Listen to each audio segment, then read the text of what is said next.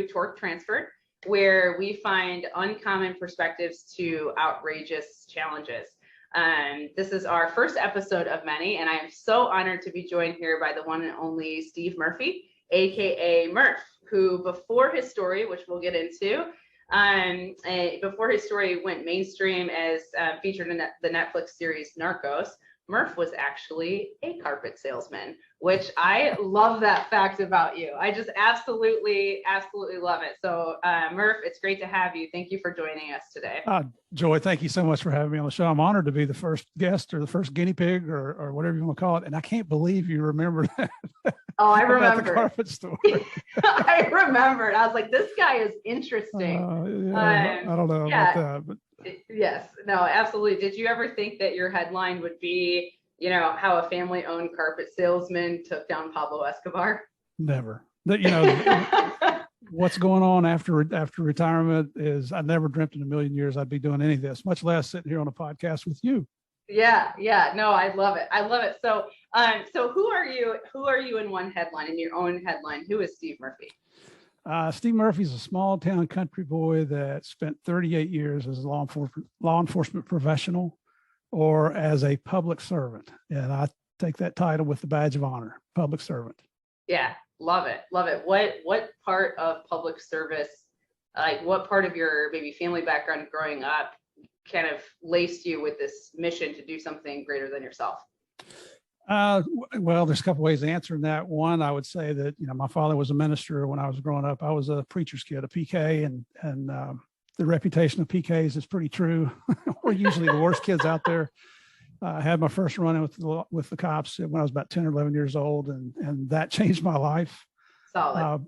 But as growing up as a Christian, I also believe that God has given us all talents, and I think mine is service to others. Yeah. So it's, you've heard the old saying, you find a job you like, you'll never work a day in your life. I worked that job for 38 years. That's amazing. I love that. So talk to me. I remember when we first met, we met at an entrepreneurs organization event here in DC. And it was at the time where I had a call for humanitarian service and I was balancing a lot, right? And I remember I felt so bad because I had to pop out of the event and then pop back in, but I really, really enjoyed the parts that I was able to listen to, and then obviously we connected and built a relationship afterwards. And other parts of your background I'm fascinated by that I think is worth touching on that I want you to talk me through. Talk to me a little bit about your experience as the 19-year-old intern, right? So you go from carpet salesman, and it is a family-owned business, if I recall correctly, Correct. Right? Yeah. Yes. So you have this choice, right, which is badge of family honor to I really have this pull to go into law enforcement. So I remember you're in the Bluefield Police Department. Talk to me about the 19-year-old Steve Murphy. Well, it's funny because I started college and majoring in economics because my father and my favorite uncle owned the carpet store jointly, but I was the only son in both families. So it was always expected for me to take over the business, and I started that at 14 and I hated it then. I hate it now. It's hard work. It's manual labor. God bless carpet salesmen and especially the installers, because you do work your butts off. But went to college, went to Western University my first year, and my dad saw my grades and he said, I don't pay for academic probation. You're coming home. So I enrolled in a local state college, and they happened to have a brand new criminal justice program at Bluefield State College. I was one of the first students, and that first summer, I was the first college intern to go out on an internship. I did 5 weeks with the sheriff's department and 5 weeks with the city police. And what that led into is in October of that year, they offered the civil service exam in September. I was 18. In October, I turned 19. I got hired as a police officer in November. This is 1975. Now, the city would provide your uniforms and that kind of stuff, but you had to provide your own leather gear, your gun belt, and your own weapon. And, they give you ammo. I couldn't buy a gun at 19. You had to be 21 years old. And you had to get your own weapon? Yeah. And my dad went and got it for me. Oh, my God. And that's the ironic part is I couldn't buy a gun. I couldn't carry bullets. I couldn't buy bullets. The city provided those. But is that how you told your dad that you were going for the police academy, where you're like, you have to buy my gun? Surprise. Yeah, no, my dad was a lot smarter than I ever gave him credit for. He had me figured out a long time before all that happened. Nice. And and actually a city police officer bought my gun. My dad bought my bullets. That's the way it works. So a friend of mine on the police department, Kelly Walls, he went and bought I gave him the money. He bought the gun. But the ironic part is I couldn't do that, but yet I'm authorized legally to carry that gun and to utilize deadly force if I deemed it necessary. Now that sounds like it sounds like, and it is a vast responsibility. And, you thank the good Lord, I never had to use it at that time. I mean, there was a lot of scrapes and we had some shootouts and things like that, but I gave him all the credit for why I'm sitting here talking to you today. That's amazing. That's incredible. So you go from 19-year-old intern, and then you're stationed, your first DEA assignment. I'm jumping a big part of your history, but you have this pull to get involved with the DEA. Your first assignment's in Miami, and you're undercover for 4 years, right? And clearly you do amazing work because you get the honor, joy, and surprise of then getting tapped to go to Colombia, right? So you move, your wife, I believe at the time too, moved down with you, correct? Mm-hmm. Right. Yeah, so big jump, right? You're gonna go to Colombia and you're gonna, counter the drug scene there. Like that is essentially your job. So this leads me to my next question. Out of all the experiences that you've had and your choice to, it sounds like every time you wanted to do something, you just kind of followed the pull, and then it leads you to this other interesting thing, an opportunity of problems to solve. And you've solved many of them. I've read your book, and so I'm listening to your podcast. So I've seen all the nuances. But what is the professional problem that you, Steve Murphy, is most proud of solving? That it was just really tough, odds were against you, and you were able to adapt and deliver. Well, when I reported to Bogota, Colombia, and to go overseas with DEA, they don't assign you; you have to volunteer to go. And 4 years in Miami. I've spent 4 years in Miami. My partner was shot. We got a little gun battle down there, and the informant was killed. It was a bad day in Miami. But I went to my wife one day, and she said, and Connie, yeah, she said, this has been really exciting living in Miami. She's a registered nurse. She's like, what's the next most exciting thing we could do? And I said, well, let's go to Colombia. And she looked at me like I had three eyes. But you know what? A couple of weeks later, she came and she said, do you really want to do this? And I said, sure. It sounds exciting. She said, if we're going to do it, let's do it while we're young. So we did. We put in, we got selected, went to language school. We arrived there in June 1991. That first week is when Pablo Escobar surrendered to that custom-built prison he had built, the cathedral. What a joke. But I didn't know at that time that I was going to be working on the Escobar case, because when you go into the embassy, it takes a couple of weeks to get all your passes and learn your way around. And, you're in a major city. I'm a small town country boy. Now I'm living in a city with 8 million people. Yeah. The streets were built for like 1 million people. So traffic was horrendous down there. But I befriended a guy named Javier Pena, who's still my partner today. And his partner at the time was Gary Sheridan. And Gary and I became really close friends. And then Gary got promoted. But they had kind of brought me into the fold to learn about the Medellin Cartel. Yeah. So when Gary transferred out, I was a natural to step in. And so that's, actually in 1991 is when Javier Pena and I became partners. And that 1 year that Pablo was in prison gave me the opportunity to really study up on the organization, who's responsible for what, trafficking routes, distribution routes, how do you get the money back, everything that goes along with a major international drug manufacturing and trafficking organization. Right. If you go back and check the books, you see that Pablo Escobar was responsible for as much as 80% of the world's cocaine. 80%. I mean, think about whatever your business that you run, Joy. Would you like to have 80% of the business? Yeah. Yes, I would. Absolutely. I would. That's 80% more veterans employed for me, right? Oh yeah. I would in podcasts. I'd say Joe Rogan. Who's he? The biggest podcaster in the world. But so that first year, when everybody was disappointed because Pablo surrendered, everybody being the people in the American embassy, and I thought, what's wrong with this picture here? I mean, this mass murderer is now in prison, not knowing what they had all gone through. So right. I'm very naive coming into the country there. During that first year, I learned all about the police officers that had been murdered, all the innocent people that had been killed by indiscriminate car bombs down there and so forth. And so the day that Pablo surrendered, which was in June 1992, it was like the party was back on. I mean, everybody was elated. Everybody in the government, law enforcement, military in Colombia was elated that they got another shot at Pablo Escobar. The very next day, Javier and I flew to Medellin, and for the next 18 months, we lived with the Colombian National Police on their police base up there as part of the search block, the Bloque de Busqueda, whose sole purpose was to try to find and capture or kill Pablo Escobar. That, you know. What kind of resources did you have at that point between the local police force and, you know, what the DEA was bringing to the table? You know, you talked about following the money, you talked about infrastructure, you talked about like tactical operations, right? Human intelligence, all those different things. To a point, signals intelligence, which we share another mutual friend who is covering the cyber aspect that I just love. I love that story as well. But talk to me a little bit about what the resources look like what, you know, for somebody who's never really learned about the DEA, how DEA and these missions work, if it was a hub and spoke model, right? What are each of the spokes of the wheel that made the mission go? Well, you're right. SIGINT was big for us in that, you know, we were doing a ton of wiretaps. And when I say we, I'm talking about the Colombian National Police, because we're there in an advisory capacity, although we did go out on operations. So not to blur the lines there at all. And the way that the Colombian National Police would go up on wiretaps is basically we had an informant in the phone company. We'd call him, we'd give him a number, and in about 20 minutes, you'd be up on the line. It wasn't writing out these long affidavits that look like War and Peace or anything like that, like you have here in the United States. And that was very successful. The Colombian National Police had a variety of listening rooms around the country. So Javier and I supported the one in Bogota, in Medellin, in Pereira, Armenia.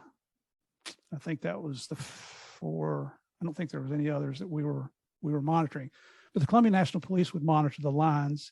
And when they heard something that they thought would be of interest to us, then they would, you know, we would go over to everything was recorded on the old Marantz recorders. You may not be old enough to remember those, Joy. Oh, I do, only because I have good research. But and here's the funny thing: we did not have pen registers back then, or trap and traces, you know, whatever you call it. Yeah. And that records the date, the time, the duration of the call, the number being called, and the number doing the call. So the 5 things you get off that. So the way we would identify the phone number, we knew the number we were listening to. To identify the number that was being called, we would dub from a cassette tape over to the old style reel to reel. And then we'd turn the volume up on it and we'd crank it by hand and we'd count the number of clicks. And that's how we came up with the phone numbers that were being called. That's how primitive the technology was back then. I love it. But then we had, you know, DEA headquarters rolled out the red carpet. You know, the Escobar investigation was priority worldwide. In our own office, Javier and I were basically the 2 only agents that would go up there and live on a regular basis and go out every day on operations and work the Colombian National with the search block. But there were other agents that were always there ready, you know, actually were dying to come up because they wanted to come up and see the action. We had a full intel section at the embassy there who was fantastic. Vi Parrish, Lynn Shannon, Sandy Smith. I mean, these analysts, they're a lot smarter than the agents. You know, they just never get credit for all the work they do, which is a shame. Yeah.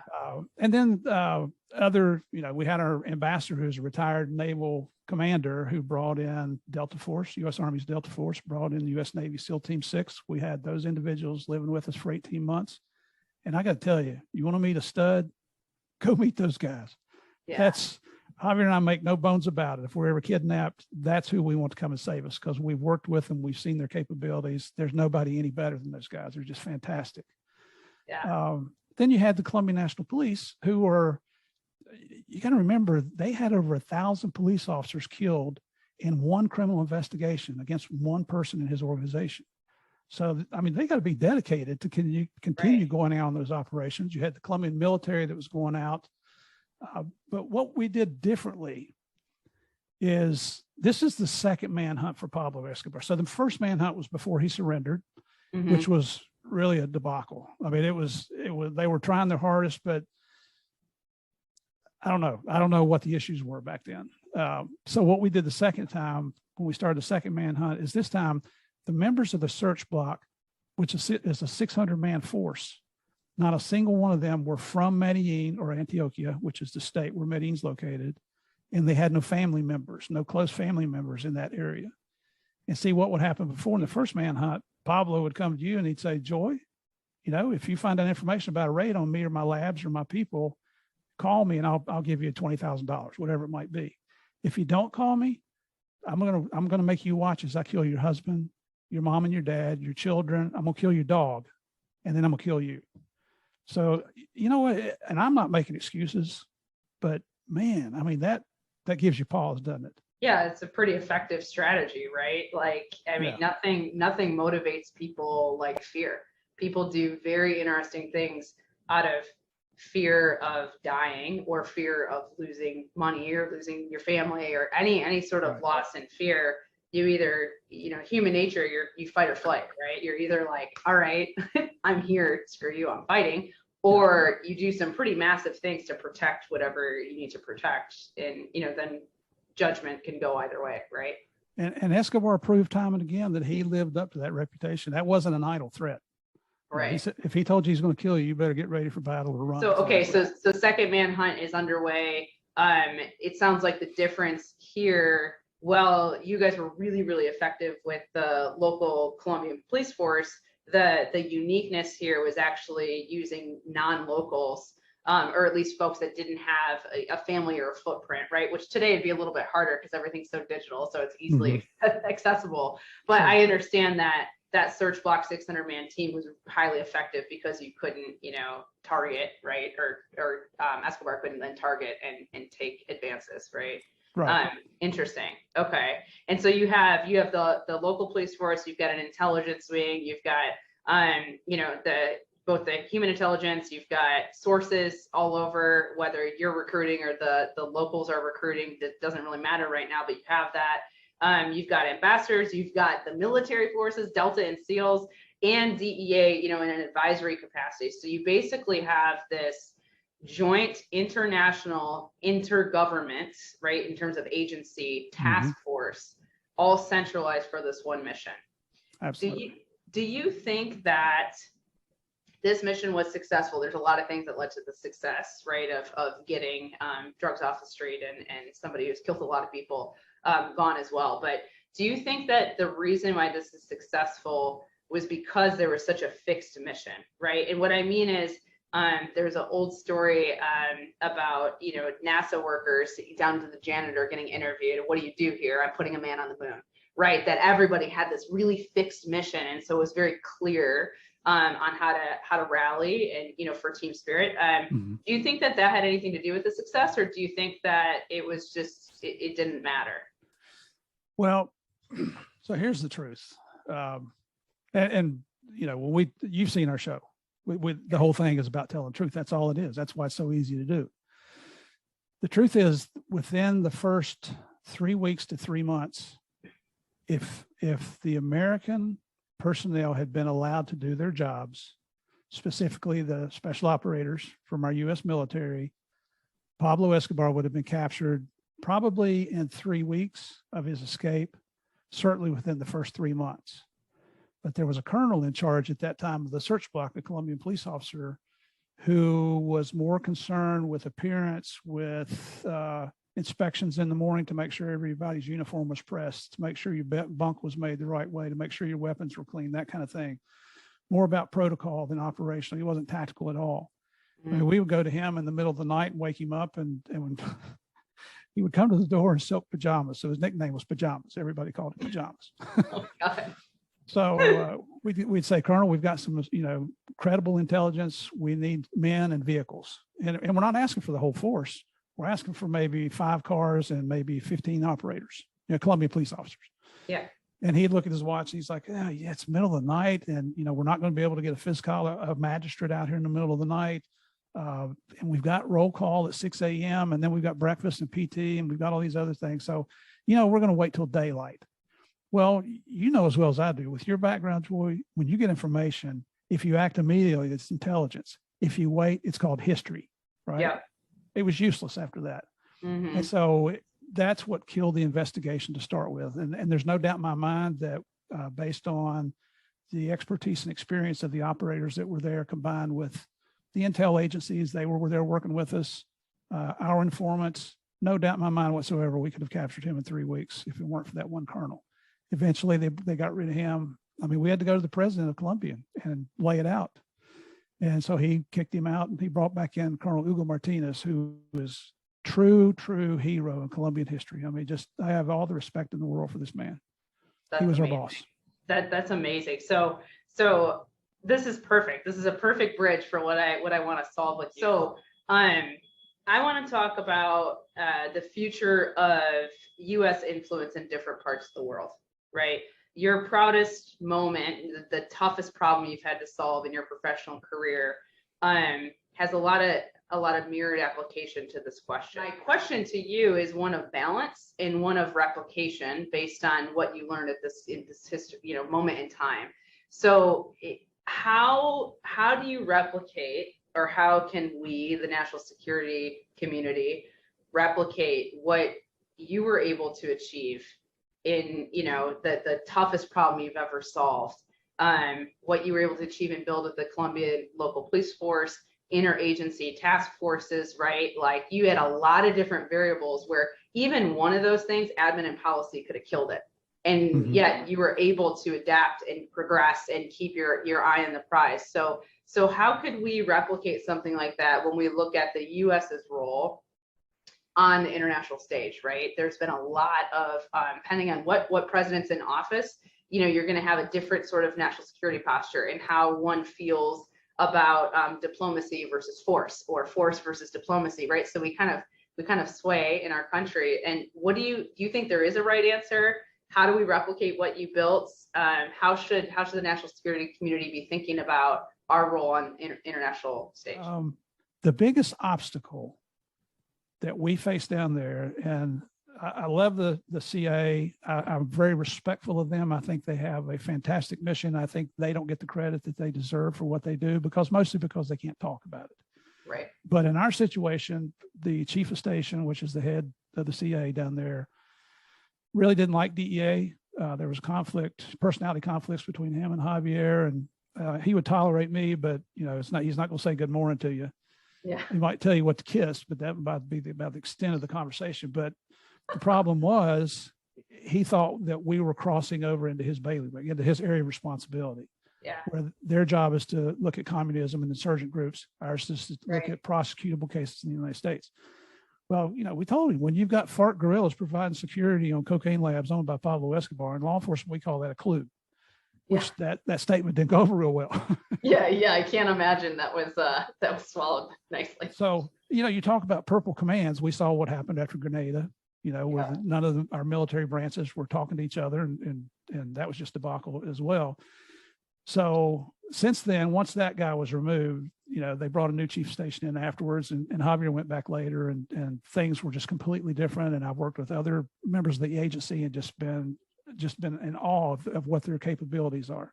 Yeah. But because they were not sharing that information, it took the ambassador to step in and say, Chief, you're going to have to share information here, because they're already seeing everything we do. Right. I got to tell you, I read some reports that it attributed the information to a known and credible source of information, and then I would read the report I'd written the day before. That's how ridiculous this whole thing was. Stop it. So another thing is you got to get the Americans that are going to be participating not to be the ugly Americans, because we have egos and we have attitudes. Yeah. And you go to a country, Colombians are proud people. I love them to death. That's, one of my favorite places in the world. My two daughters are Colombian by birth. Yeah. Always have a special place in my heart, but they're very proud of their country, even as a third world country. And if you go in and act like the ugly American, they'll tell you where the airport is, and they might even get you a taxi to take you down there. And, I don't know if you know this, but DEA has the largest footprint outside the United States of any federal law enforcement agency, even larger than the FBI. I think they're in, I want to say 91 countries now, or it's massive. Make sense though. I mean, based on the mission, right? That absolutely makes sense. Yeah. And that's DEA's bread and butter, not only in the foreign arena, but also here in the United States, where they're working with state and local and tribal police departments. Yeah. When I came back from Colombia, I went to Greensboro, North Carolina. Never been there. I didn't even know where it was, to be honest with you. Turns out to be a beautiful place and some great people there. But we have 5 agents to cover 26 counties. 5 agents, you can't even do an effective surveillance on anybody, so you really had to depend on your state and local partners. Yeah. And it was the same overseas. I mean, I have a diplomatic passport to be in Colombia. I have a weapons permit from the Colombian government, allows me to carry a gun in their country. How much jurisdiction do I have down there? Zero. I can't arrest anybody. I'm there in an advisory capacity. Yeah, so you have to rely. Yeah. Yeah, you have to build up those relationships with your counterparts. Don't expect to do things now the way they were done 30 years ago and expect it to succeed. Right. It's not. We've got to keep up with technology. I love DEA. I bleed DEA is what I like to say. Yeah. But there were some people in DEA who were just so far behind the times and didn't want to catch up with technology, with the latest changes. What's a better way to create the wheel, whatever it might be. And they held DEA back. And now we got Ann Milgram in as the administrator. I say we.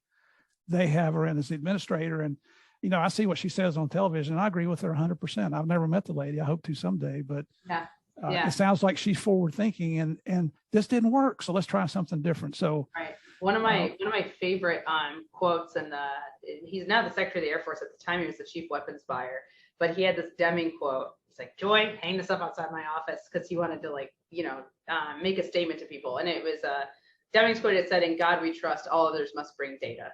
And I learned so much from him because of how he asked questions where somebody would say, well, how do you feel about this approach, right? And these are my words, not his now, but he's like, well, I don't feel anything. Show me the data and I'll make a decision. Like, he would always look at data first if somebody's going to push back, and then take into account all the other stuff, right? Because you also can't just look at numbers sometimes to make a decision. You have to take in the emotional aspect, the psychological aspect, all these other things that numbers don't necessarily tell you. But I almost see what you're saying is, like, I don't know if you've watched Ted Lasso, but I love that show, and you have to watch it. It's really good. But he has this sign up above his door that says "Believe," right? And he taps it, and I'm seeing the executive offices of any federal building, not saying believe, but check your ego at the door. You actually have to do it, otherwise you're kicked out, right? I love that, and I've seen amazing leaders be able to do that, and the results show for it, right? Yeah, I know some people are going to listen to this podcast and they're going to say, "Oh, that's pie in the sky. He's been retired too long, or that's not realistic what he's saying." Well, is what we're doing now, is it working? Just take a look at if it's working. If it's not, then we need to do something different. Yeah. Well, what is it? They say the definition of a fool is doing the same thing over and over again, and expect to get different results. Yep. So that's exactly right. Not to offend anybody. This is no, Steve Murphy's opinions. Yeah, but it's true, right? And it's what I grapple with now is how do I help enable a system that has been built long ago, and for some of it is matured and evolved over time, but not all of it. What is the balance of keeping up with the pace of change without changing for the sake of change, when sometimes the foundation is actually really solid and it doesn't need to be adjusted, and that balance is really hard. But what I've learned from you through this conversation, like always, I have Murph takeaways. I love the common sense, but more importantly for listeners that are in the tactical side of operations, intelligence, national security, is I love each of the spokes of the wheel that you had to develop, right, to actually make sure that you could get to that result. And I love your moment of what I'll call learning spectacularly, right? When you're like, yay, we got them, let's celebrate. And then, oh shit, the real work starts now. Let me put myself in their shoes and really understand culturally what we need to affect. Our world is hungry for more leaders like that. So the more talks you can give like this, I think it would be worth your time. But thank you for saying that. Yes. Tell us how to find you. Where do we follow you? Where do we engage? And how do we support what you're doing? Great. Website is DEA-Narcos, NARCOS.com, DEA-Narcos.com. That's Javier and I, and it's all kind of junk on there that tells how great we think we are. For the podcast, GameOfCrimesPodcast.com. It's a weekly true crime long form series. Not only good guys, but we occasionally bring on some former bad guys. So you never know what you're going to get there. Oh, I'm excited. We're on Facebook, Instagram, Twitter, and LinkedIn, all under DEA Narcos. On LinkedIn under Stephen Murphy, Stephen Murphy. Come on over and join us. I mean, open to all ideas, please. Constructive criticism is always welcome. I don't want to continue to do things the way I've always done them. I'm an old man now. Help me out here. I love it. Well, hey, thank you for your time. Thank you for being guest number 1 on Torque Transferred. where we take apart uncommon perspectives and apply them to outrageous challenges. So thank you so much for having us. Thank you, Joy. It's been a pleasure. It really has.